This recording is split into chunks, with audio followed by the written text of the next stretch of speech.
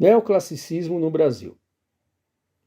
No que diz respeito à arquitetura e pintura brasileiras, o neoclassicismo se deu apenas no século XIX e foi resultado da chegada da corte portuguesa ao Brasil em 1808. Contudo, as principais obras artísticas são de franceses em território brasileiro, como Debré e Tonnerre. Esses franceses tiveram também a função de formar pintores e arquitetos brasileiros, e tal formação ficou por conta da Academia Imperial de Belas Artes no Rio de Janeiro. No entanto, em nosso país, os ideais neoclássicos estavam atrelados a elementos nacionalistas de um Brasil em construção. O neoclassicismo foi fortalecido ainda mais no Brasil no ano de 1816, quando chegou ao país a missão artística francesa, formada por 40 artistas neoclássicos. Os sinais do movimento foram mais notados na literatura e na arquitetura.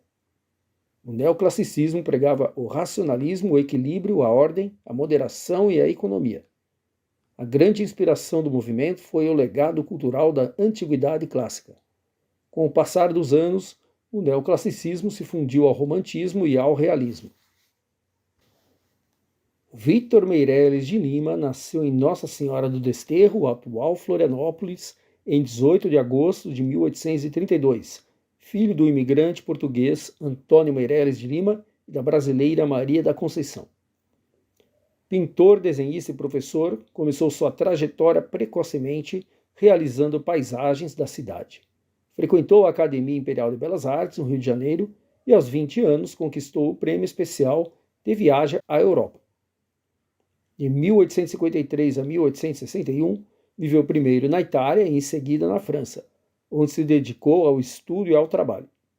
Foi professor honorário da Academia Imperial de Belas Artes, onde ensinou pintura histórica, e professor do Liceu de Artes e Ofícios, no Rio de Janeiro.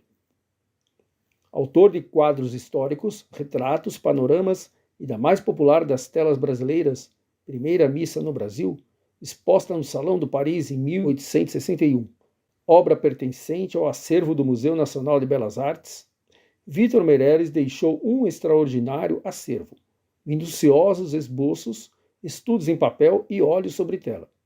O artista faleceu no Rio de Janeiro em 22 de fevereiro de 1903. Pedro Américo foi um pintor brasileiro, um dos mais importantes pintores da nossa história. É o autor da tela O Grito do Ipiranga, uma encomenda da família real para fazer parte do acervo do Museu do Ipiranga. É de sua autoria também as telas Batalha do Avaí, Paz e Concórdia,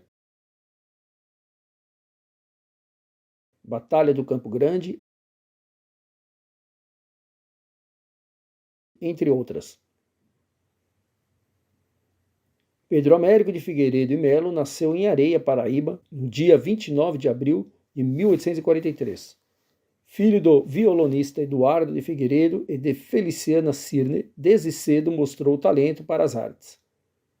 Em 1852 foi convidado como desenhista auxiliar para acompanhar o naturalista francês Jean Brunet em uma expedição científica pelo nordeste do Brasil. Em 1854, Pedro Américo foi para o Rio de Janeiro estudar no Colégio Pedro II. Em 1856, ingressou na Academia Imperial de Belas Artes. Recebeu do imperador Dom Pedro II uma bolsa de estudos.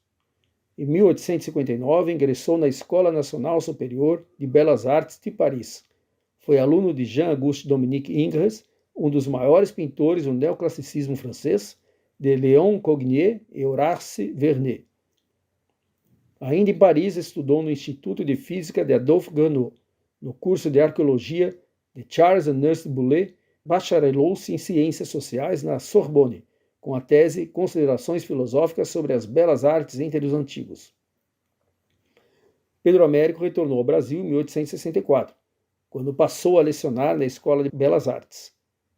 Mas logo voltou para a Europa e ingressou na Universidade de Bruxelas e recebeu o título de doutor em Ciências Físicas e Naturas, em 1869, com a tese da qual originou seu livro A Ciência e os Sistemas.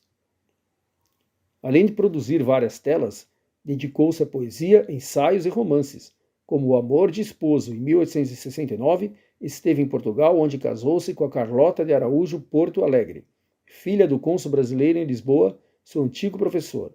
O casal teve 3 filhos.